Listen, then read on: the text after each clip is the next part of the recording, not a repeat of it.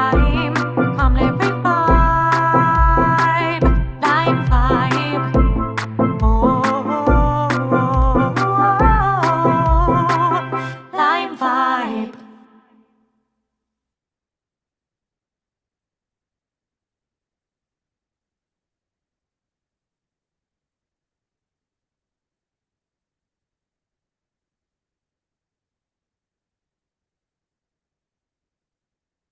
Good night, everybody, and welcome once again to another LimeVibe Live podcast. I'm your host, Yori Araman Kemp, the host with the mostest, and I'm here tonight by myself again, and I'm coming to you from Nassau, Bahamas, as I normally do. I just want to thank you for joining me tonight. Please, if you have not done so, like, share, and subscribe to our Facebook and YouTube page. That's LimeVibe77. That's LimeVibe77 on Facebook and YouTube. And also, if you go to Twitter, we're also on Twitter as well. So please go to LimeVibe77 on Facebook and YouTube. Just click the bell icon or click the like, share, and subscribe button. And please join us in the conversation with the Caribbean and Central America. And also, there is a donate link inside the description. So if you go down into the description, you will see a donate link. And anything that moves your heart to give to the LimeVibe Live podcast, we would greatly appreciate it. So thank you for joining me again this Friday night. First of all, before I start, I want to apologize for not being here last Friday. I had an accident, a family emergency last week Friday. I could not be here with you guys. So I apologize for not having the show last week Friday. But I'm here tonight. I'm going to be here tonight with you all night. Not all night, but you know how long I go for, right? So thank you for joining us. And we have a lot of things to talk about. We have a lot of things that happened during this week. I don't know if you've been following the news, but the first thing I want to talk about with you guys tonight is this issue with Venezuela and Guyana. Apparently, Nicolas Maduro, the president of Venezuela, has been saying a lot of reckless stuff against Guyana, blaming Guyana for stealing oil from the disputed Essequibo region. Okay, and Venezuela is supposed to go to a referendum vote on December 3rd, trying to ask the Venezuelan people what they should do about Guyana. I just hope Venezuela does not invade Guyana, because that would be a tremendous tragedy. But the way the world's going right now, everybody's invading everybody. You know, the Middle East is in an uproar, the Ukraine is in an uproar, and Venezuela and Guyana kicking off their border war in Central America and Latin America will just be icing on the cake. Just goes to show you how, you know, that America is not having leadership in any part of the world, not in Asia, not in the Middle East, and definitely not in their own backyard. You know, how can Venezuela even fix them out to attack Guyana on that region right now? Well, you know, right now, Guyana is really pumping oil from that region anyway. The Essequibo region is the border right between Guyana and Venezuela. And it's been in a dispute for the past, over 100 years now, since they partitioned Guyana from Venezuela. This goes back to 1830, actually, when Venezuela separated from the Grand Colombia. That whole block right there, Colombia and Venezuela, was a part of this grand country called Grand Colombia. When Venezuela broke off, the Bolivarian Republic broke off from Grand Colombia. And so we have Colombia and Venezuela. And in 1835, the British Empire sent a German-born explorer, this guy called Robert Herman Schomburgk, to map Guyana, to demark all the boundaries for Guyana. And Caracas has been having a complaint with that border demarcation ever since. And they never recognized that Guyana owns that part of the Essequibo region inside Guyana.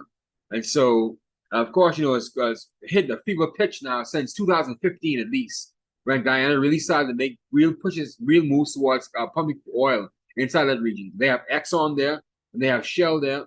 And so they're really making good go at it. Of course, you know, the Venezuelan oil economy collapsed. Their oil production collapsed under sanctions from the United States and being embargoed from all the other countries that are aligned with the United States.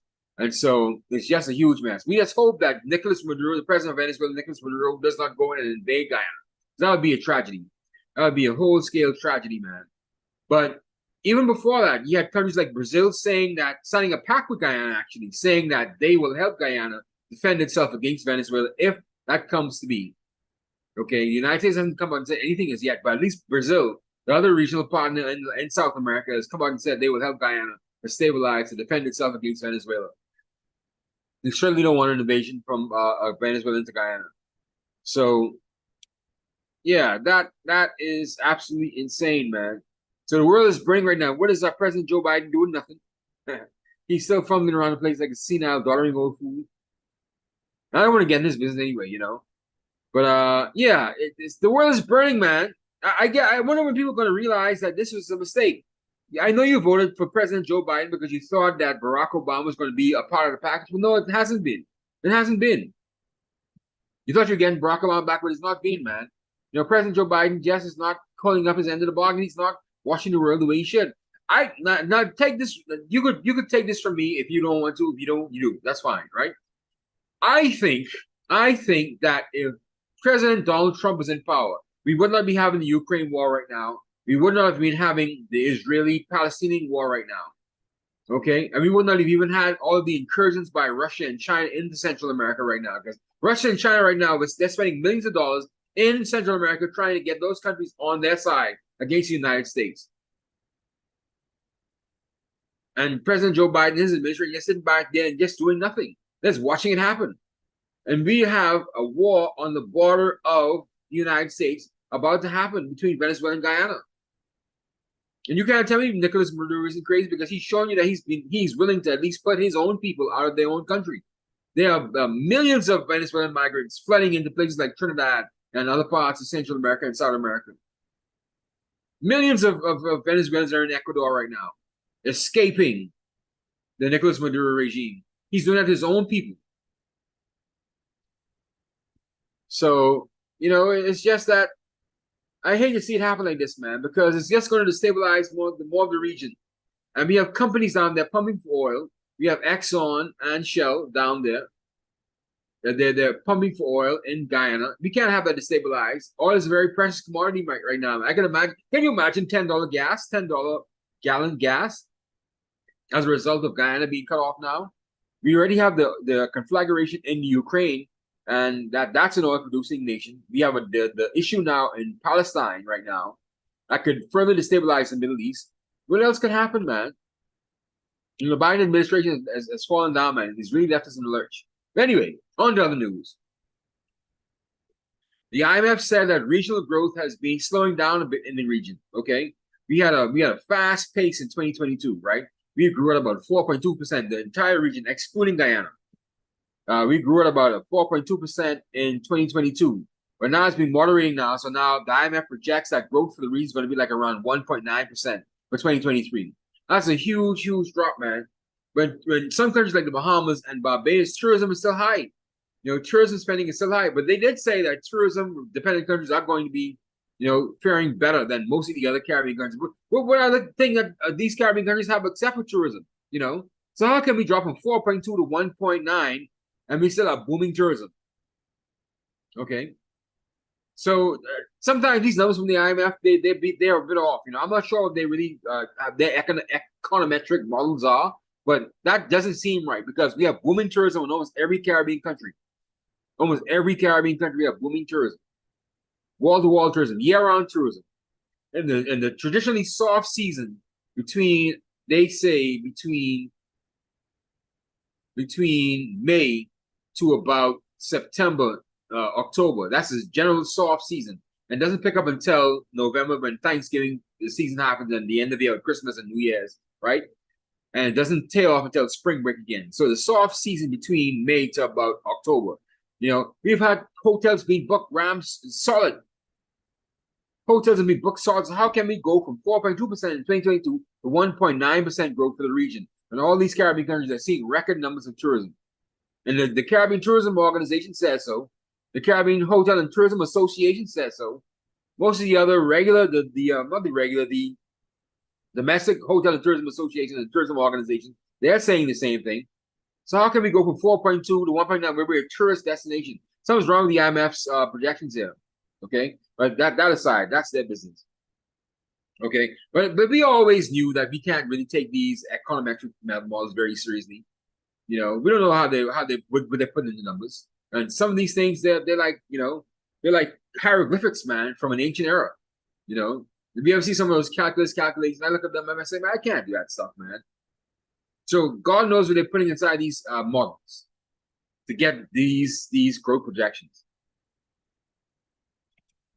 So from the IMF, from the multilateral institution, from another regional think tank, the Atlantic Council, all right, they said in a report just recently that the transformation to renewable energy for the Caribbean is unrealistic in the short and medium term.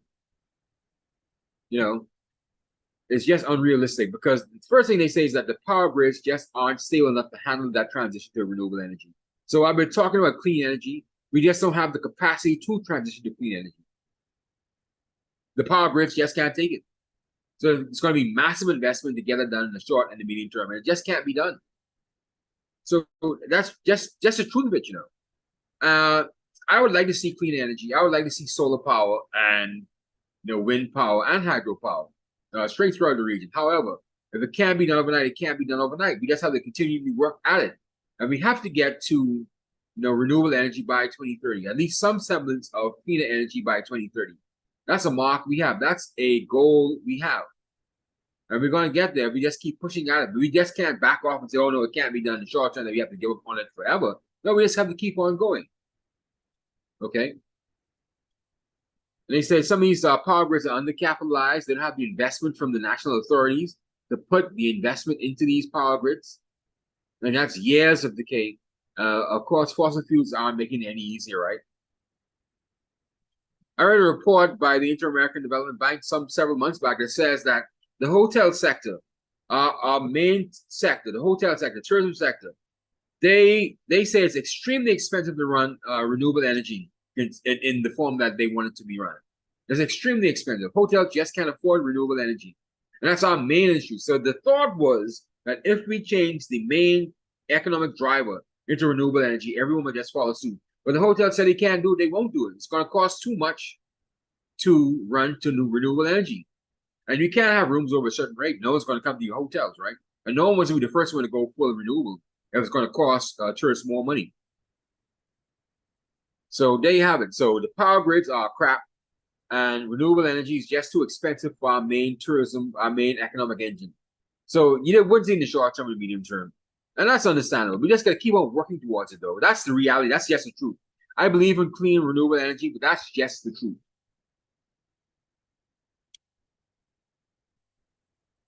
On to another story. Back to Central America again.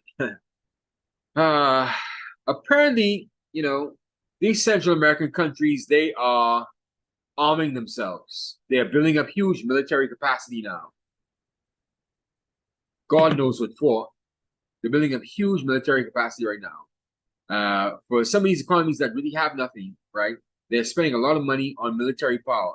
And the military is back in full force now. Because remember back in the 90s and the 80s, and even back in the 70s and 60s, every Central American country had a military junta. All right? We had Jacobo Arbenz. I think he was in Guatemala. Let me make sure that's right. Let me go back to my history, people. Sorry. We have Arbenz in Guatemala. Yeah, former president of Guatemala. Yep. He had the coup in 1954, right around the Cold War time. All these are Cold War situations, right? All these are Cold War stuff. So we had Jacobo Arbenz, who was ousted in 1954 during the height of the Cold War. And because he was a leftist, he was a socialist, and so they had dictator after dictator after him. Then we had the Nicaragua coup, 1979 coup. They took over the Somoza government, the Anastasio Somoza government, the Nicaraguan Revolution. But we have Daniel Ortega, who shortly came to power after the 1979 coup. And he came to power in 1985, and he hung on for a few years. He left, and he came back in 2017, and he's been the president of Nicaragua ever since. So everyone calls him a dictator. Let's see what it is. There we go, Somoza. Let's see right here, Nicaraguan Revolution, Daniel Ortega, Somoza, Ortega. Let me find his name for you. Sorry, let me slow down a bit. Ortega, Daniel Ortega. That's his name right there. Daniel Ortega. He's the current president of Nicaragua right now. Yeah, he's been the president since 2007 actually. 2007, he's been the president of Nicaragua. Okay, and he was also the coordinator of the military junta of national reconstruction for Nicaragua after the coup in '79. So he's been in power in Nicaragua for quite some time right now. And he's a dictator with himself, but he's also building a military straight across the board, straight across Central America. They're building up huge military capacity. And my thing is, us in the Caribbean, we have to be concerned about that. You know why? Because when they start buying more arms and more guns, some of those guns are going to seep into the Caribbean, of course. And so we're going to have more of our brothers and sisters killing themselves in the streets. We're going to have more of our brothers and sisters, protecting drugs. And we're going to have more bloodshed, more mothers crying for their sons lost because there's going to be more guns on the streets. We just have to be careful of that. But more importantly, for Central America's sake, who are they going to attack? Who are they building up this military against? They don't have any impending threat from Russia, from China, from the US, from Canada. So that means they're going to turn those weapons on themselves. They're going to go to war with either the country next door to them, or they're going to turn the guns on their people. And that's going to be a tremendous tragedy, man. I can see it happening for the destabilization of that entire Central American region. Because you think Americans in Texas and California and Arizona, they're seeing migration right now. You wait 10 years from now when they have civil wars inside these countries. Then you will see migration at a massive scale. America wouldn't be able to shut the border down as a result of all the migration coming out of Central America. If this thing continues on, the snowball in this effect, okay?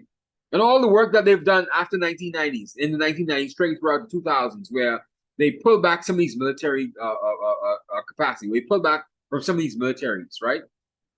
To go back to that right now under this season is just absolutely insane. All the work that they've done to build these democratic institutions, from their halls of justice to even ombudsman offices, to all these democratic institutions, Central America is going back to military strongmen. That's a telling sign. History repeats itself, History really repeats itself. And we're seeing it over and over again. And we're seeing it in Central America again. And it's not even a Cold War. There's not even a Cold War going on. Anyway,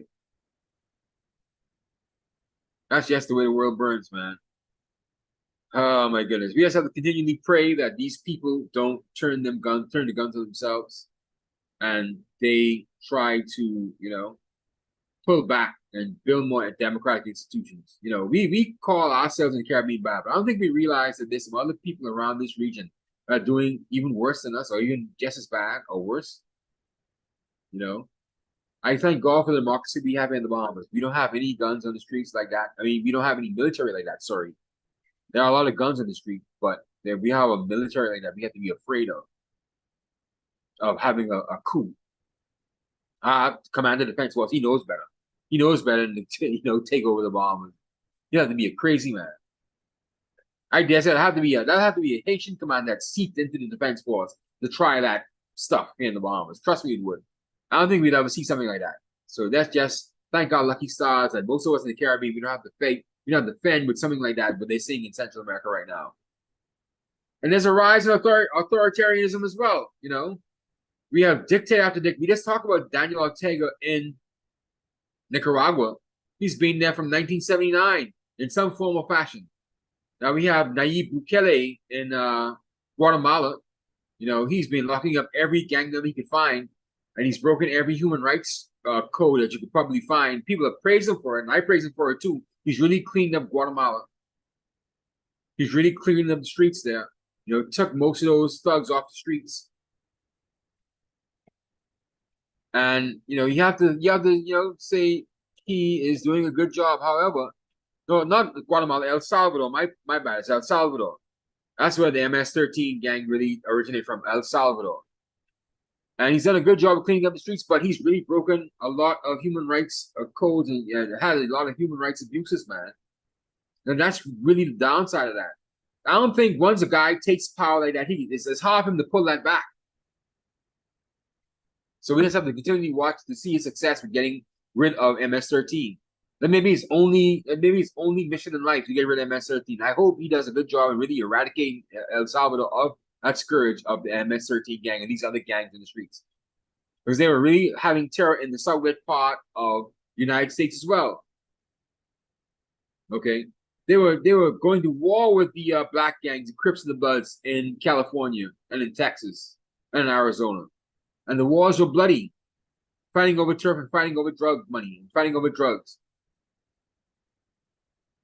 Let's just hope he continues on his route, but he goes back to some form of democratic normalcy inside El Salvador. We pray for them. Okay. The last story is I guess you guys probably heard about this FTX Sam Bankman-Fried. He's been sentenced 110 years in U.S. federal prison for fraud, crypto fraud. Sam Bankman-Fried from FTX. I'll play the video here from CNN right now, actually, and how he reacted. I'll play the video from CNN in a minute. But yeah, FTX was in the Bahamas for a while. He came from Hong Kong to the Bahamas and had FTX. That's when it collapsed here. It was a huge scandal. Yeah, apparently he was co-mingling his clients' money with another offshoot company from FTX, Alameda Research. That was the second company on behalf of FTX. So Sam Bankman-Fried was sentenced to 110 years in prison for his crypto fraud, for the crypto fraud he perpetrated. He was holed up in a Bahamian jail cell last year until he begged to go to U.S. federal prison and face justice in the U.S. I'm telling you, Fox Hill Prison, the Bahamas Correctional the Department is not a fun place to be. He thought he could ride it out and took the charge here and pay probably an official to get him out of jail, but no, he said he couldn't take another day inside Fox Hill Prison, the Bahamas Correctional Center, Bahamas Department of Correctional Services. He couldn't take another day in there. I don't blame him, man. I've been around Fox Hill Prison, and trust me, it doesn't even smell nice around there. They could plant the jasmine bushes around the Fox Hill Prison, the Bahamas Department of Correctional Service. They could plant the jasmine all they want. That pissy, crappy smell that wafts out of there is enough to stun you in your tracks, no matter how many jasmine bushes they plant around that place. So I don't even want to drive past there sometimes. You're gonna have people who live there. Must drive them crazy. So after 15 days of testimony and about 4.5 hours of deliberations, jurors returned a guilty verdict. I found him guilty on 7 counts of fraud and conspiracy through his company FTX. He was found guilty of stealing billions of dollars from accounts belonging to customers of his once high-flying cryptocurrency exchange, FTX. He was also found guilty of defrauding lenders of FTX's sister company, the hedge fund Alameda Research, which held FTX customer funds in the bank account. So he was commingling funds with this hedge fund, Alameda Research, along with FTX clients and customer money. He was a massive fraud. And I'm glad he was brought to justice. Why do people come in and create these frauds in the Bahamas, create these scandals in the Bahamas, I guess it's the place to be. Let me share the video now, the CNN report, how he's arrested in his last day in court. Let me share it with you 1 second. Let's go here. Share screen.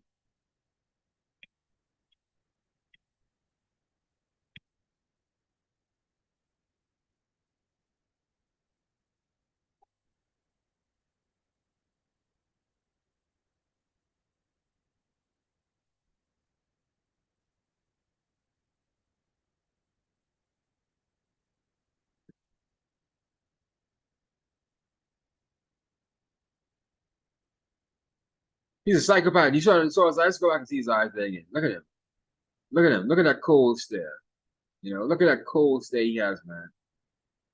That's a good picture they took of him, though. It really encapsulates the kind of greed and the kind of foolishness and the kind of wickedness inside one individual. He has no remorse. Trust me, he has no remorse.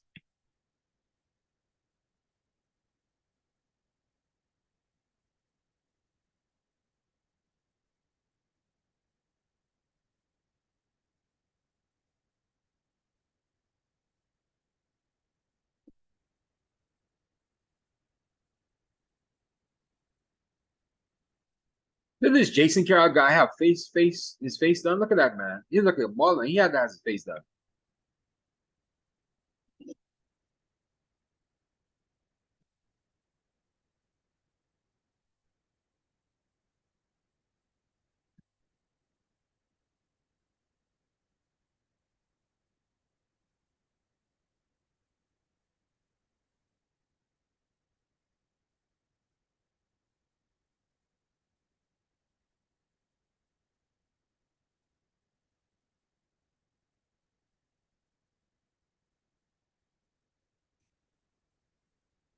So Sam Bankman had a bunch of snitches around him. Unreliable, untrustworthy people. Boy, I don't like snitching though. But anyway, I'm glad they got him. I don't like snitching.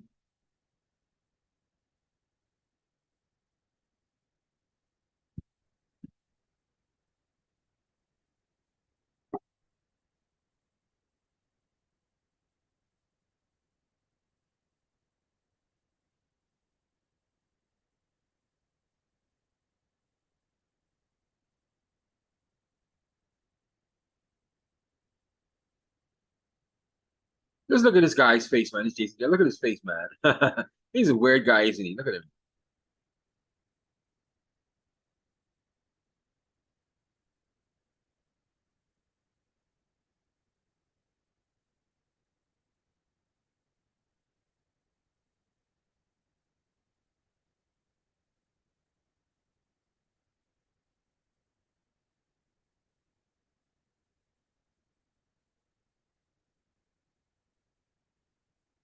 Wow, your girlfriend turned on you, man. She even turned evidence. Boy, Simon Bankman Free, everybody ran for you, man. Everyone trying to save their own skin. But that's how it goes, though. That's how it goes.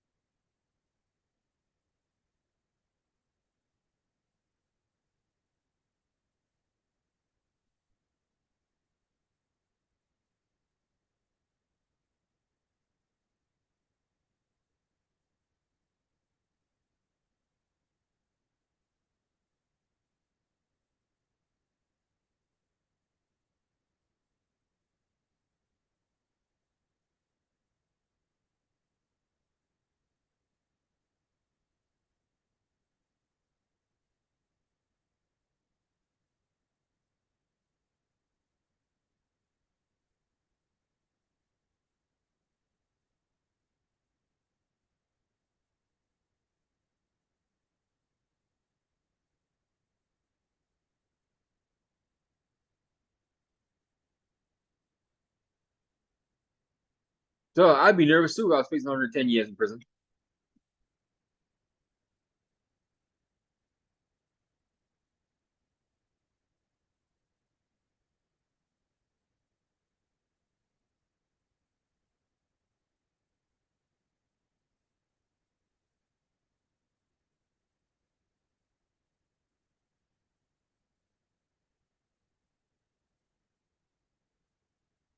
Yeah, yeah. That's it right there. Let's stop that shit right there. Yeah, so he had no defense, man. You can't defend that. I guess he just decided to throw himself in court, and everybody else who was around him decided to, throw him under the bus too, so they could get off on a lighter sentence. But 110 years, man, that's crazy. I don't think he's going to serve 110 years. Probably going to appeal that, have that down to about 30, and probably serve about 15 of that, be out when he's probably like in his late 50s or something like that. They don't do that to those guys like that. He's a brilliant man. They're going to use him some way, somehow. And plus, he's white, and plus, he's Jewish. So he's not going to serve 110 years in prison for that, especially if what was alleged that he stole the money, siphoned the money for, he contributed to political campaigns in the United States. So a lot of uh, a lot of politicians, powerful politicians, have received money allegedly from Sam Bankman-Fried for their political campaign. So they're going to find a way to get him out. He's a very brilliant man. He stole $8 billion, or he misappropriated $8 billion. He had $8 billion in misappropriation. I can't even get $18. My God. I can't even get $8 sometimes, man. And he could have $8 billion to screw around, to screw up. What the opportunities they give Americans is absolutely insane, man. Let's recap our show. Let's start from the top. Okay, we talked about the Venezuelan referendum is going to be on December 3rd. That's going to have Venezuelans vote on what they think Venezuela should do on the Essequibo River border between Venezuela and Guyana. Venezuelan President Nicolas Maduro said that he blamed Guyana for going to the International Court of Justice, trying to block the vote, the referendum in Venezuela, which is really harebrained stuff, because the International Court of Justice can't block a national vote in a country. Okay, so let's just stop that right there. So I don't know who believed that. Nobody could believe that, right? And so my thing is, we just hope that Venezuela doesn't invade Guyana. That's all we're trying to hope for. Like I said, the dispute goes back to the 1830s when they first started to demarcate Venezuela from Guyana when Venezuela was part of Grand Colombia, and it broke away from the Grand Colombia. They separated two countries, one Colombia, one to Venezuela, the Bolivarian Republic of Venezuela in 1830. And so the British got a land surveyor to demark all of the territory that was supposed to be for Guyana and the territory that was supposed to be for Venezuela. But they've been having a dispute ever since, because they say that the Escudo River, where the border runs through, is a part of Venezuela. And Nicolas Maduro is holding to that, because right now Guyana is pumping for oil in that same region right there. All right. And so that's why they're mad. We also have the IMF saying that regional growth is going to be moderated to 1.9% for 2023, up when it was up in 4.2% for 2022. So growth is slowing down a bit in 2023. My thing, I don't know how that could be, especially when tourism is just running rampant. Tourism is still raging in almost every Caribbean country right now. So I don't know how that could be. We have to look at that model right now again from the IMF. But just common sense, just logic, man. We also talked about the clean energy being unrealistic for the Caribbean in the short and the medium term. Hey, the power grids and the transmission distribution lines just can't take it. We just can't take renewable energy right now. We just can't take that investment.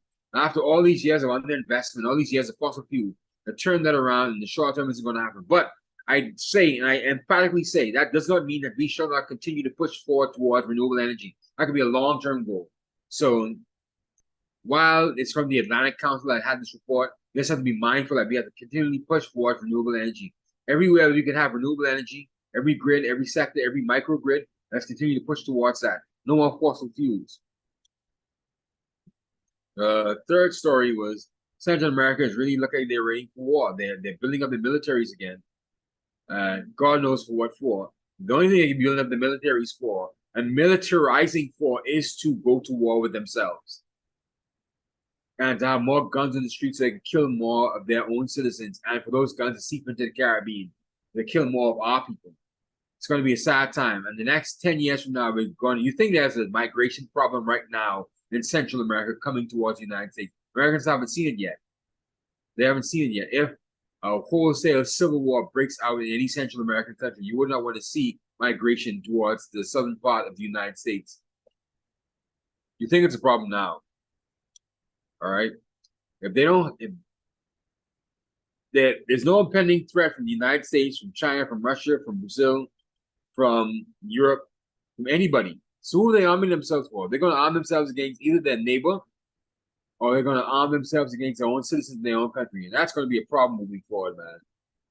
That's going to be a problem for this region moving forward. I hope somebody takes it seriously and looks into that. And really puts a clamp on some of these things, man. Then lastly, we had the FTX we just watched just then. Sam Bankman-Fried, former FTX founder, the FTX founder and former CEO, has been found guilty on 7 counts of fraud in his cryptocurrency fraud case in the United States. He's been sentenced 110 years for 7 counts of fraud and conspiracy to commit fraud. Okay, and all these people turned against him. So all of his cohorts turned against him, which is really, really sad, you know. But we expected that. No one wants to go to jail for him. Or to go to jail for that, I would say. So we just hope that they, you know, tighten up on cryptocurrency exchanges right now. We have other exchanges in the market. We have OKX. You know, we have other cryptocurrency exchanges around the world. OKX is here in the Bahamas as well as FTX is there in the Bahamas. I spoke to the Vice President of Corporate Affairs, Tim Mugen from OKX. And he said that the way OKX is run, of course, you'd say OKX is run totally different. They're not commingling funds. They're not using money to their clients' money to go into any other investment. They're not donating money to any political campaign. It's just a straight run fund, plain vanilla. And gotta respect them for that. And so they were here just recently for a cryptocurrency conference, talking about new regulatory regime that must happen in the wake of the FTX collapse. And that was held in the Bahamas last month, actually. And a lot of good came from that, too. All the major players that are left in the cryptocurrency exchange world, and the cryptocurrency world in general, came and they descended upon the Bahamas to, you know, talk shop, talk regulatory shop here, you know, with regulators from around the region and from around the world trying to see how they could set up shop and to better regulate cryptocurrency moving forward. The Bahamas is a premier place for cryptocurrency without DARE Act, the Digital Assets and Registered Exchanges Act. We are the pinnacle of cryptocurrency leadership. And so we just have to keep on nurturing that industry right now. Hopefully, we don't have another FTX scandal, and we see these things coming down the pipe. So let's just hope that we can just continue watch when we do it with our cryptocurrency market, our cryptocurrency exchanges, how we monitor these tokens and these these digital coins and these tokens and these cryptocurrency exchanges. Let's just hope to monitor that. So, okay, that's our show for tonight. I just want to thank you guys for tuning in for the LimeVibe Live podcast. Please, if you have not done so, please like, share, and subscribe to our Facebook and YouTube page. That's LimeVibe77. That's LimeVibe77 on Facebook and YouTube. And please, there's a donate link inside the description. So if you have not done so, please click the donate link and give anything that you want to the LimeVibe Live podcast. Anything that moves your heart to give to us, we would greatly appreciate and accept it. So thank you guys for tuning in for the LimeVibe Live podcast. This is your host, Gary Kemp. I'll see you again next Friday, God willing. Let's get out of here. Yep, let's rock and roll.